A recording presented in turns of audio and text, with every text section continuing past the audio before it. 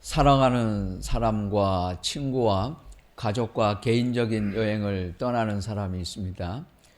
단체 여행을 좋아하는 사람도 있습니다. 일단 출발하고 도착지가 정확하면 그때그때 여정을 즐기는 사람이 있습니다. 반면에 처음부터 여행 계획을 세우고 그대로 해야 좋은 사람도 있습니다. 사람은 취향이 다 다를 수 있습니다. 하지만 여기서 인생에서 아주 중요한 교훈을 얻어야 합니다. 그것이 어쩌면 내 믿음, 내 신앙, 내 영성에 큰 영향을 미치고 내 인생을 바꾸어 놓을 수 있기 때문입니다. 순간순간 행복하고 즐기는 자유로운 여행을 하는 사람과 짜맞춘 일정 그대로 매뉴얼적인 여행을 하는 사람, 어느 유형이 그리스도인다울까요? 매뉴얼적인 여행을 좋아하는 사람은 계획을 세우고 계획대로 되면 좋아합니다. 만족해요. 그러나 정해진 틀대로 일이 이루어지지 않거나 중간에 계획이 변경되면 짜증을 내게 됩니다. 여기서부터 문제가 있어요. 내 계획대로만 될 수 있으면 좋겠죠. 또 내 계획대로만 된다고 그 좋은 것도 아닙니다. 어쨌든 중간에 변수가 생기면 일이 뜻대로 안 되면 신경질이 나요. 그러면 이제 문제가 되는 거예요. 여행을 떠나기 전에 준비할 수 있습니다. 언제 갈까? 얼마를 할까? 출발 시간, 이동 시간, 도착 시간은 얼마나 될까? 누구와 갈까? 몇 사람이 동행 갈까? 여행하는 동안 무엇을 할까? 준비물을 챙기고 그 다음에 내가 도착지에 가면 어떻게 마무리할까? 교통편은 어떻게 하고 숙식은 어디서 해결할까? 돌발 상황 대처 매뉴얼도 만들어요. 이쯤 되면 그게 여행입니까? 연구하는 거지. 그건 즐기는 게 아니에요. 밤새도록 섬세하게 일정을 짜고 출발할 수 있어요. 근데 변수가 생기면 갑자기 날이 변덕을 부릴 수 있어요. 도로가 바뀔 수도 있습니다. 내비게이션이 업데이트가 안 돼 있어요. 펑크 날 수가 있어요. 자동차 엔진이 갑자기 뜨거워질 수도 있어요. 그럼 어떻게 할래요? 순발력이 필요해요. 계획대로 하는 게 좋은 것만은 아닙니다. 사람들은 그렇게 생각을 해요. 그렇지 않아요. 루브르 박물관, 스미소니안 박물관, 헌팅턴 라이브러리에 가요. 박물관에 갈 때 이 세상에 내가 순서대로 보겠다고 계획하고 박물관에 가는 사람은 아무도 없어요. 박물관 속은 안 보여주잖아요. 동선을 안내해주지 그 박물관에 수만 가지 전시물이 있는데 그거 다 소개해주는 박물관 이 세상에 없어요. 일단 무조건 들어가야 되는 거죠. 들어가서 보는 거예요. 그러면 비싼 입장료 내놓고 내 예정이 없었으니까 여기는 내 순서가 아니야. 내 계획이 없어. 그러니까는 가다가 좋은 멋진 작품이 있는데 안 보고 가는 사람이 있어요? 내 계획이 없었어도 가다가 보잖아요. 있으면. 여러분, 내가 계획을 세우고 모임이든 여행이든 어떤 일을 할 때 내 계획대로 해야 된다라고 생각하는 사람, 그리고 이 틀대로 안 되면 안 된다고 생각하는 사람은 인생을 사는 동안 훨씬 더 좋은 많은 것들을 놓치고 살 수 있다는 걸 알아야 돼요. 그런 사람은 자기 계획을 고집하다가 인생에서 훨씬 더 중요한 것들을 놓치고 살아요. 운전하는 것도 여기저기 다 가봐야 돼요. 강남에서 시청으로 가는 길은 많아요. 내비게이션이 있기 전에 한강 다리 중에 서울에서 한남대교가 차량이 가장 많았고 가장 교통체증이 심할 때였습니다. 사람들은 중간쯤 가다가 딴에는 빠져나가겠다고 선택하는 길이 하얏트 호텔에서 남산 서울길로 가는 방향이었습니다. 저는 그 길로 안 가요. 반포대교로 갑니다. 더 멀 것 같아요? 그렇지 않아요. 저는 반포대교를 넘어서 미8군 정문이 아니고 미8군 후문 있는 해방촌길로 올라가서 남산을 넘어가요. 그 길이 지름길이에요. 경험 많고 노련한 택시기사들은 다 그 길로 다닙니다. 모르는 사람들, 일반 사람들은 그 길을 안 가요. 아는 사람만 가요. 운전도 다 가봐야 돼요. 여기저기 다 가보고 돌아오는 한이 있어도 때로는 정해진 길이 아니라도 가봐야 더 좋은 길이 있다는 걸 알게 돼요. 인생이 내 계획대로 되지 않습니다. 신대원 졸업생 2사람이 유학을 간다고 했어요. 플러신학교 가서 공부한다고 하니까 교인들이 축하하고 교회에서 장학금도 주었어요. 귀국하면 큰 목회를 하겠대요. 도대체 그 큰 목회라는 게 어떤 목회인지 저는 이해가 안 가고 모르겠어요. 아무튼 공부를 하러 간다 그래요. 나중에 LA 가서 알았어요. 플러신학교 간다는 사람 중에 한 사람은 코리아타운에 가서 아주 좋아요, 아주 좋아요, 아주 관광하고 앉아 있어요. 한 사람은 오렌지 카운티 라버 슐러 목사님의 크리스탈 수정교회 옆에서 신발 가게 하고 앉아 있더라고요. 요즘 대세가 남자는 키가 180이라며 180 원하는 여자 160짜리 만나요. 인생은 항상 그렇게 돌아가는 게 아니에요. 그걸 생각을 하고 살아야 돼요. 요즘 교회에 담임 목사님 청빙을 하면 꼭 목회 계획서 써달라 그래요. 목회 계획서 써달라고 쓰는 목사도 문제고 목회 계획서 달라는 그 교회도 문제가 있어요. 내과 의사가 환자 만나지도 않았어요. 얼굴도 본 적이 없는데 그 환자 진단하고 처방전 써주나요? 그런 의사 세상에 봤어요? 만일 환자 만난 적도 없는데 처방전 써준다고 한다면 그 의사는 사기죠. 그런 처방전은 세상에 없어요. 일단은 환자 얼굴 봐야 될 거 아니에요. 만나야 병을 알고 그리고 내가 어떻게 치료할 수 있을 것인지 생각을 하잖아요. 이 목회 계획서를 한국교회가 쓰라고 하고 목사가 쓰는데 이와 똑같아요. 교회 오지도 않았는데 이분을 담임 목사님으로 청빙할 거 결정도 안 했는데 오지도 않은 사람 보고 교인도 모르는 상태에서 10년 후에 할 일을 목회 계획서 써달라고 합니까? 목회 계획서가 아니고 목회 사기서시 그거는. 목회 계획이라는 건 내가 교인들 얼굴 보고 그 교인들을 알아야 될 것 아니에요? 시간이 지나고 몇 년이 지난 다음에 이 교회에 영양분이 부족한 곳은 어딘지 알고 나서 쓰는 게 목회 계획서 아니에요. 그런데 오지도 않은 사람, 결정할 것도 아니면서 계획서부터 달라 그래. 그건 사기예요. 목사 후보생 시절에 저는 하나님께 항상 감사해요. 임택진 목사님을 만났어요.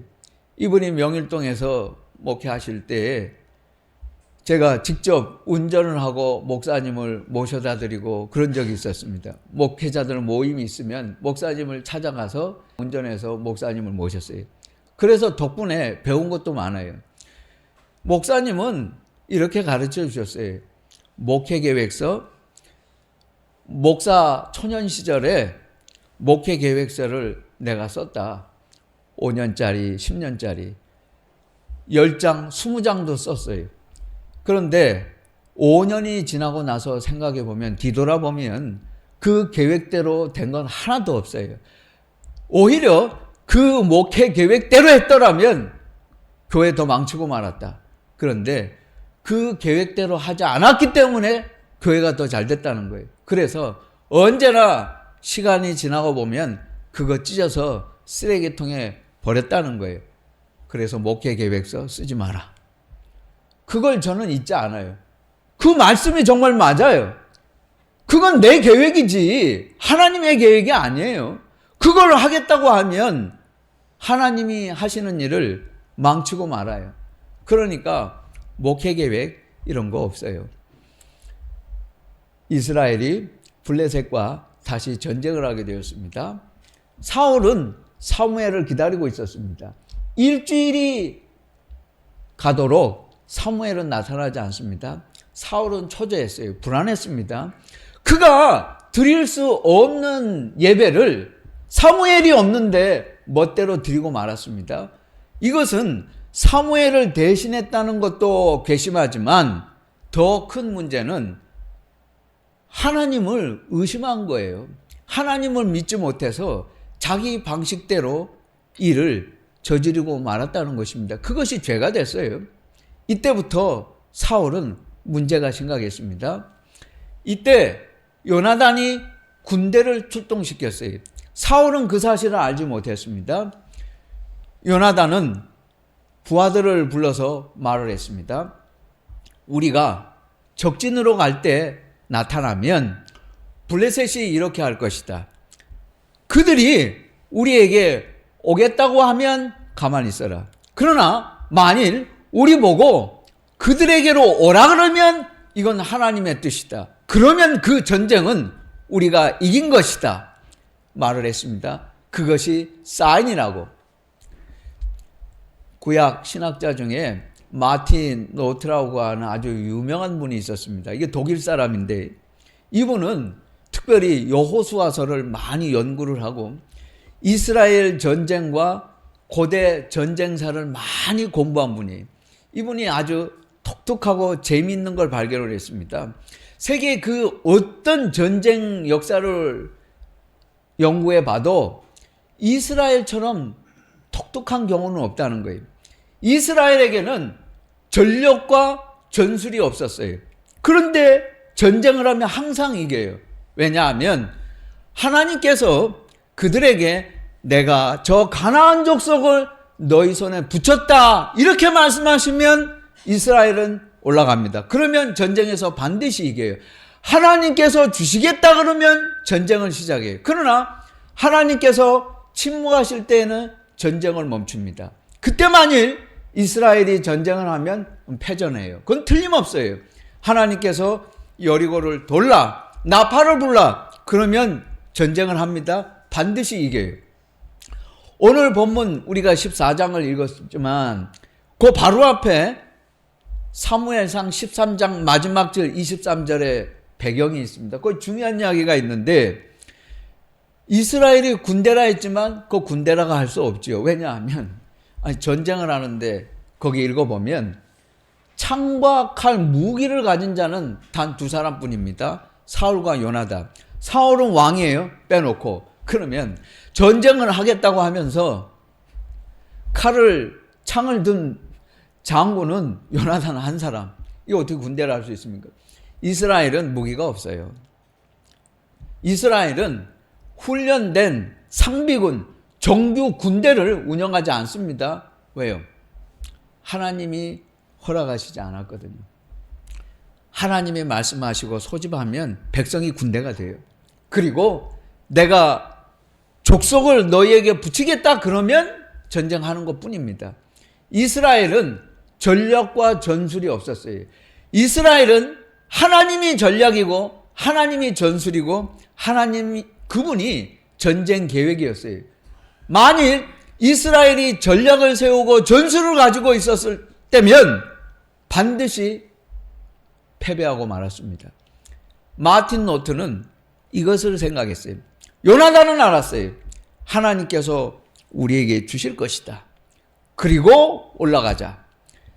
사울은 이것을 몰랐습니다. 블레셋 진영에서 대혼란이 있었어요. 이스라엘 군대가 블레셋 군대보다 높은 장소에 있었기 때문에 사울은 목격할 수 있었습니다. 심상치 않은 일이 벌어졌습니다.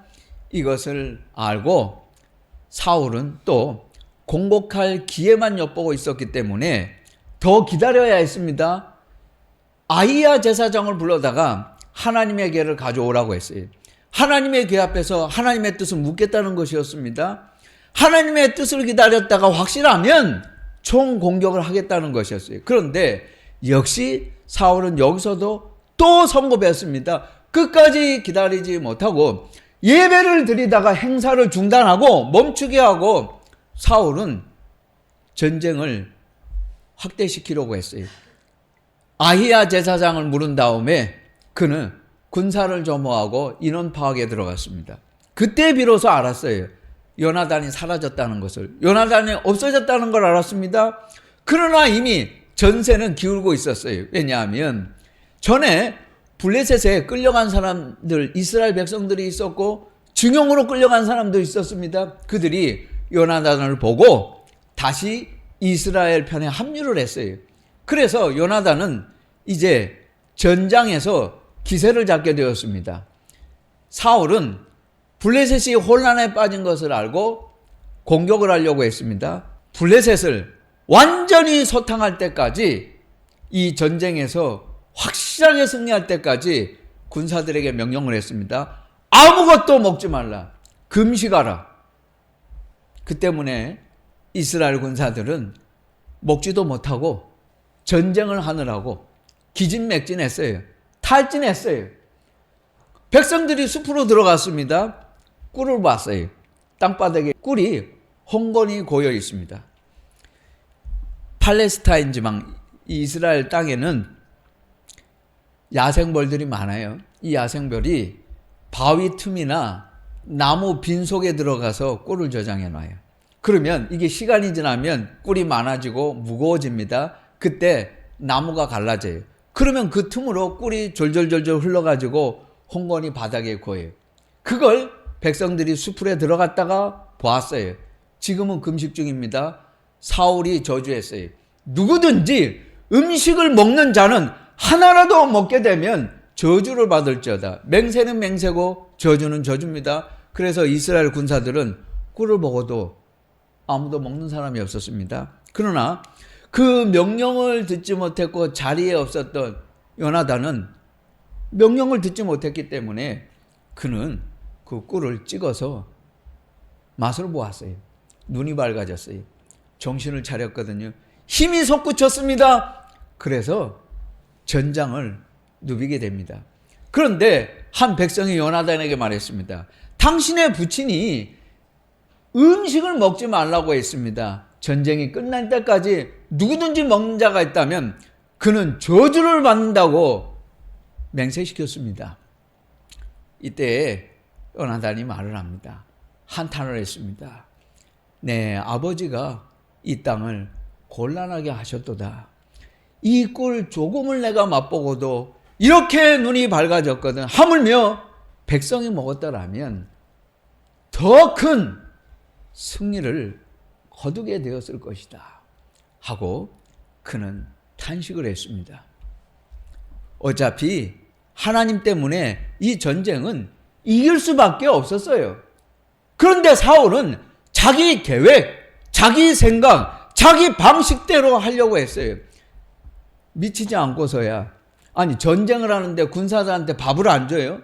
금식을 하고 전쟁을 하는 법이 있습니까? 이거 이기겠다고 하는 거예요? 지겠다고 하는 거예요?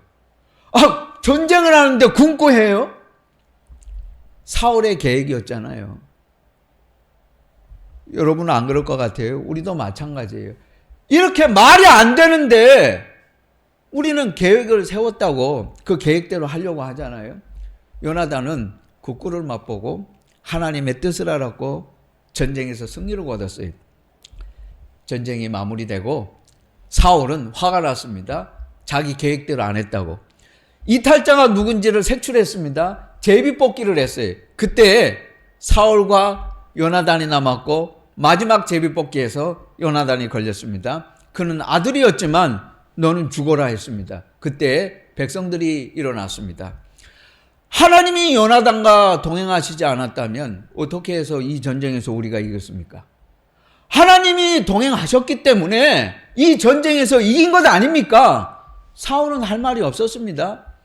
백성이 요나단 편을 들었고 하나님이 요나단을 살려주셨고 전쟁에서 이기게 하셨어요. 사울이 틀렸고 사울의 계획이 잘못됐고 요나단의 생각이 옳았다는 것을 하나님이 입증해 주셨어요. 사울은 자기 계획대로 하려고 했습니다. 자기 신앙으로 다른 사람의 신앙을 판단했어요. 금식하지 말라는 건 자기 신앙이에요. 근데 남들도 하지 말라 그랬어요. 왜? 자기 신앙은 자기 신앙이에요. 왜 그것을 가지고 다른 사람의 신앙까지 똑같이 만들려고 합니까? 그게 사울의 어리석음이었고 사울의 계획이었습니다. 그리스도인의 계획이 그 자체가 현명하지 않다는 말은 아니에요. 그러나 여러분, 계획대로 하기만 하면 다 된다는 생각이 문제라는 것을 알아야 돼요. 그 계획을 누가 보장합니까? 그 계획을 누가 세웠습니까? 하나님이 세웠어요? 내가 세운 계획 아니에요. 내가 만든 계획이에요. 그거 누가 보장해요? 잘 된다는 법이 있어요? 자기 생각이잖아요. 그건 하나님 생각 아니에요. 그리스도인은 자유해야 돼요. 아무 것에도 매이지 말아야 합니다. 그런데 계획을 세워놓았어요. 그리고 자기가 그 계획에 빠져요. 그 계획에 자기 스스로를 감옥에 가두어요. 계획이라고 하는 감옥 속에서 자기가 살아요. 이 계획대로 돼야 돼. 절대로 이 계획에서 하나라도 벗어나면 안 돼. 그 자기가 스스로 노예가 되는 것 아니에요? 자유하지 못하고 있잖아요. 여러분, 내 계획을 절대로 믿지 마세요. 내 계획을 믿으면 안 돼요. 내 계획을 버려야 돼요. 우리가 네 가지를 생각해야 합니다. 하나님의 계획이 내 계획보다 훨씬 좋아요. 때문에 하나님의 계획에 순종해야 돼요. 하나님의 계획이 더 좋으니까. 그 다음, 하나님의 계획은 내 계획에 좌우되지 않아요. 하나님은 하나님의 계획대로 일하신다는 사실. 마지막은 하나님은 비록 내 계획에 문제는 있지만, 내 실수가 있지만 용서하시고 그분의 계획대로 추진하신다고 하는 사실, 이것을 믿어야 합니다. 찰스 스펄전 목사님의 할아버지도 목사님이었어요. 이 찰스 스펄전 목사님의 할아버지 이야기입니다. 스펄전은 이것을 간증하고는 했어요. 스펄전 목사님의 할아버지 스펄전 목사님은 가난한 작은 교회에서 목회를 하셨습니다. 런던 실업인 협회가 있었는데 이분들이 기금을 모아서 지역에 어려운 목회자 가정을 도와주곤 했어요. 그래서 많은 목사님들이 도움을 요청했고 신청을 해서 크게 도움을 받기도 했습니다. 그런데 여기 다른 사람들은 다 도와달라고 하는데 스펄전 목사님은 도와달라는 말씀을 단 한 번도 하신 적이 없어요. 그래서 생각을 했습니다. 런던 실업인 협회가 모였는데 이분들이 1년 동안 사업을 하고 5파운드가 남았어요. 이 5파운드를 어떻게 하면 좋겠습니까? 하고 이야기를 했습니다. 그때 어떤 분이 일어나서 말했어요. 이것을 스펄전 목사에게 주십시다. 그때 이 스펄전 목사님 가정에 재산이 하나 있었는데 유일한 젖소가 한 마리 있었습니다. 이 젖소가 우유를 공복하고 식구들이 다 먹고 살았어요. 그런데 어느 날 갑자기 이 소가 병들어 죽었습니다. 사모님과 아이들이 그 젖소를 붙잡고 울었어요. 그런데 이 사실을 스펄전 목사님은 아무에게도 이야기한 적이 없어요. 런던 실업인 협회에서 스펄전 목사님을 돕자는 이야기를 듣고 그 자리에서 다시 20파운드를 모금을 했어요. 이 20파운드를 스펄전 목사님이 평소에 신앙심이 깊고 희생정신이 투철한 분이고 이분이 아무 말씀을 안 하시기 때문에 드리자는 것이었어요. 형편은 몰라요. 그 20파운드는 소 10마리를 살 수 있는 돈이었어요. 스펄전 목사님은 할아버지를 생각하면서 이런 말을 했습니다. 하나님은 다 아신다. 우리가 말을 하지 않아도, 우리가 기도하지 않아도 하나님은 다 아신다. 다 아시고 사랑의 섭리를 펼쳐 주신다.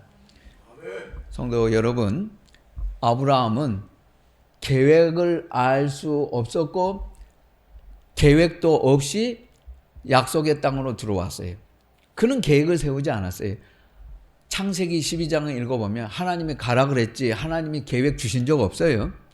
거기 읽어보면 아브라함이 내가 갈대아 우르를 떠나서 그 다음에는 하란에 가야지. 하란에서부터 세겜까지는 몇 킬로가 되지? 내가 며칠을 걸어서 가면 되겠지? 양식은 얼마를 준비할 이런 거 없어요. 그냥 갔어요. 하나님을 믿고. 야곱이 이집트로 갈 계획은 없었습니다. 그는 안 가겠다고 했어요. 가면 죽는 줄 알았어요. 그러나 이집트로 갔기 때문에 요셉을 만났고 베냐민도 살릴 수 있었고 이스라엘 히브리 백성이 만들어질 수 있었던 거예요. 야곱이 가지 않았으면 야곱의 계획은 그냥 저 이스라엘 땅에 남아있는 것이었습니다. 하나님의 계획은 그게 아니에요. 그 계획을 야곱이 버려야 했던 것입니다. 사도 바울은 로마로 갈 계획이 없었어요. 바울은 스페인으로 갈 계획이었어요. 로마는 세계를 정복하겠다고 아피안 가도를 건설했습니다. 오히려 하나님은 그 아피안 가도를 사도 바울이 가서 로마로 들어가서 세계를 정복하게 만드셨어요. 그게 하나님의 계획이었어요. 사도 바울이 스페인으로 가겠다는 계획이었다면 그대로 했다면 역사는 변하지 않았어요. 하나님의 계획을 로마에 있었고 사도 바울은 그것을 처음에 알지 못했습니다. 예수님께서 계획을 세우셨어요. 예수님이 베들레헴에 나시고 이집트로 가셨다가 애굽에서 나사렛으로 가셨다가 갈릴리에서 생활하시고 예루살렘에 내려오셨습니다. 그거 예수님의 계획 아니었습니다. 하나님의 계획이었고 겟세마네 기도를 들어보세요. 할 수만 있으면 아버지여 이 잔을 내게서 물리쳐 주시옵소서. 예수님은 십자가 계획도 알지 못했습니다. 그러나 예수님은 내 계획을 버리고 하나님의 계획을 전적으로 수용했어요. 내 뜻을 포기하고 하나님의 뜻을 받아들였어요. 예수님에게 하나님의 계획이 내 계획이었어요. 내 계획이 하나님의 계획이 아니고 하나님의 뜻이 내 뜻이 되고 그분의 계획이 내 계획이 됩니다. 이럴 때 그분은 십자가에서 사명을 완성하셨다는 것을 알 수 있어요. 너의 행사를 여호와께 맡기라. 그리하면 내가 경영하는 것이 이루어지리라. 내 계획을 내게 맡기라. 여호와께 맡기라. 그리하면 내가 하는 일이 이루어지리라. 여러분, 예수님은 모델이십니다. 우리는 내 계획을 하나님께 드려야 돼요. 내 계획 절대 믿지 마세요. 그 계획엔 언제나 변수가 있어요. 그 계획은 믿을 수도 없고 믿어서는 안 되는 계획이에요. 여러분이 계획을 버리지 않으면 더 좋은 하나님의 계획에 눈을 뜨지 못해요. 언제나 하늘을 나는 기분으로 그리스도인은 살아가야 돼요. 모든 것에 자유해야 돼요. 내 계획을 버릴 수 있는 사람만이 진정한 그리스도인이 될 수 있어요. 그것을 깨끗하게 버리고 주님을 따라가야 합니다. 거기에 훨씬 더 엄청난 아름다운 계획이 있다는 것을 우리는 깨닫게 될 것입니다.